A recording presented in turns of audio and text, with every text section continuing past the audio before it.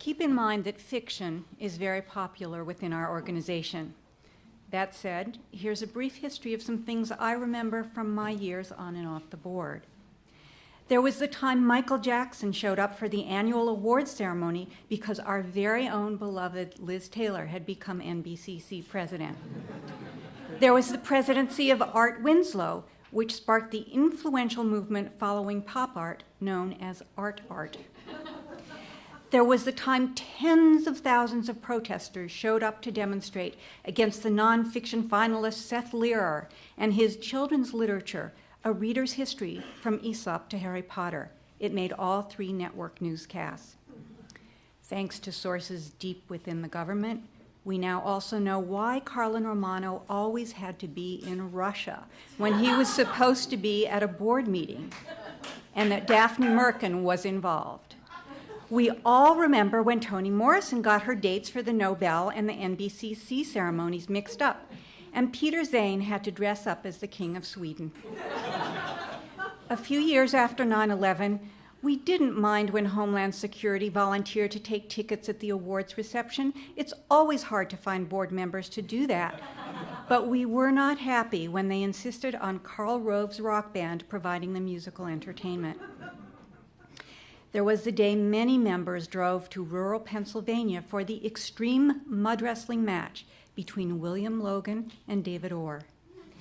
And also the very special evening when Sharon Olds shared her family photo albums and slides from research for her poem outside the operating room of the sex change doctor.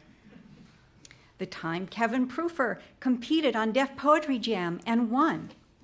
The time Tom Wolfe called Steve Wasserman for advice on dry cleaning white suits. The year Norman Mailer and Elizabeth Hardwick both campaigned for the Fiction Award by running for mayor of New York, and Joan Didion, another finalist, chronicled the spirited race in an entire issue of the New York Review of Books. Not long after, Jean Strauss won in general nonfiction for her biography of Alice James, and Scott Rudin optioned it for $2 million because he wanted to adapt it into an action movie musical. He later abandoned the project because neither Maureen McLean nor Samantha Power would agree to star. How about when Alice Walker's The Color Purple was a finalist, and some woman named Oprah Winfrey inquired about attending the awards ceremony, but we forgot to get back to her? Or when Jory Graham celebrated her simultaneous nomination for our Poetry Award, the National Book Award, and the Pulitzer Prize by inviting the whole board to her little castle in Tody. Of course, when Camille Paglia was nominated in criticism, she paid to finally fly them back. That may have been the same year Remy Jansen took the board to a seance with Virginia Woolf, but the only spirit to come through for him was Michael Cunningham's grandmother. It was also so nice of Louis Begley, in the year he didn't win in fiction, to offer to be our lawyer pro bono if we would agree to monthly lunches at the Four Seasons. And then came last spring when Roberto Bolano surprised everyone by walking up on stage at the awards ceremony to acknowledge his fiction win. But this is the year I deserve to win the Nona Balakian Citation for Excellence in Reviewing for the 5 columns I will be submitting from the National Enquirer, the National Review, and Gardens and Gun magazine. I tried to sell a bunch to a publisher as an essay collection. For some reason, no one would buy them. Thank you.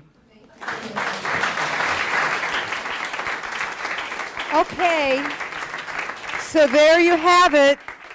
There you have it. We've had a veritable oral history of the NBCC, a video of tonight's event, and further thoughts by members, including the complete speeches that were cut short tonight because of time limitations and the wine awaiting, can be found on Critical Mass, our blog, in the weeks to come, www.bookcritics.org/blog. And those of you who are here tonight, please join us for a toast to the NBCC. Thank you all for coming. Thank you all for speaking. Happy anniversary.